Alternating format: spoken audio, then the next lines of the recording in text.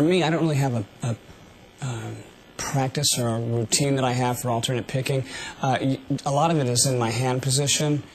I choke the pick off really, really shallow so there's not a lot of material sticking underneath my hand, and I also keep the pick so that it's almost parallel to the string, but not too much. Some people, when they have the pick parallel, it's harder to pick the string. I have it just a little bit turned so that it almost nudges the string over. The other thing too for me with some of the picking patterns that I have, they would just be totally inaudible if there wasn't the palm muting technique that I use myself. I like to put the bridge of my hand right here, the meat of it, right across the bridge of the pickup, I mean the bridge there, and just kind of roll it forward to dampen the strings. It's different amounts that I roll it forward to deaden the strings, like the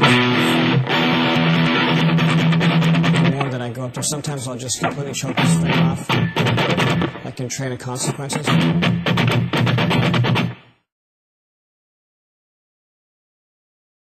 I can't start a pattern if there's 4 notes in there and I'm doing 3 notes and I want to down pick on the alternate where I'm going. Because of the timing, I'm going to do the 4th note. It's going to be the same thing. It's going to be an up pick on the 4th note. If I want a down pick and I go down, up, down, down, the timing is going to be a little bit suspect when I go from string to string. Sometimes I'll start with an up pick and then go down. So I try and keep it as flowing as possible in between notes. And the other thing, too, is I cheat a lot when you're asking me how I go back and forth between strings. I'll anchor my finger either on the pickup ring or on the strings. And that's kind of the muscle memory in my hand will tell me how far it is from string to string.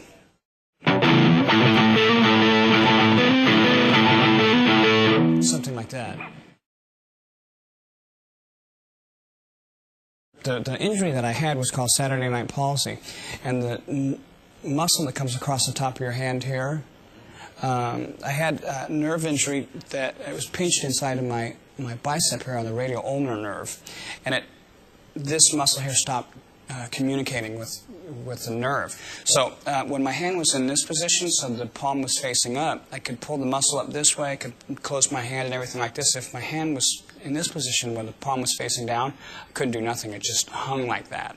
So because the guitar in this position, the palm is facing up, you would think that something could happen, and it was fine going this way, but when I had to pull my hand back down this way, I couldn't get the muscle to pull this way.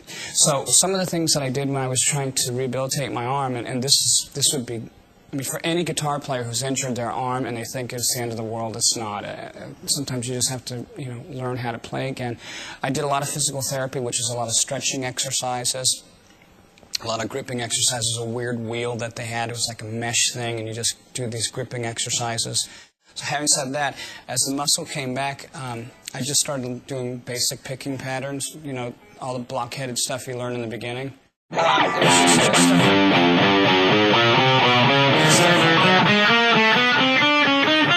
I couldn't do any of that because, and I would stop as soon as I made a mistake. Start again. Keep going over and over again.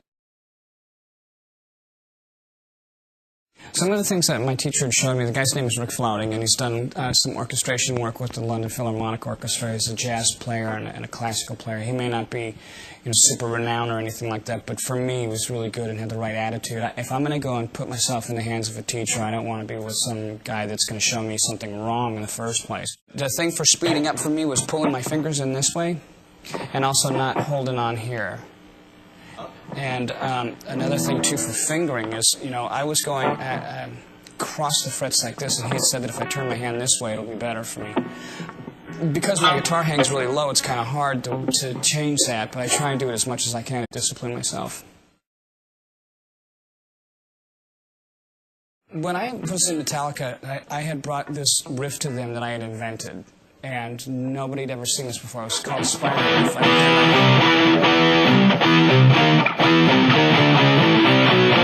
Stuff like that, because it's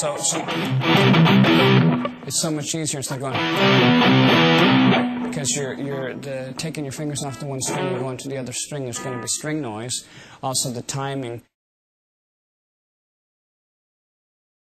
Basically, my style is, I play a lot of pentatonic stuff, I guess that's what it's called.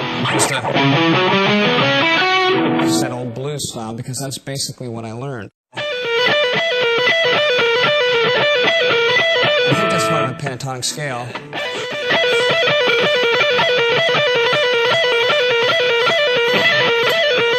And then, that's basically all those scales. If I did it really slow up here.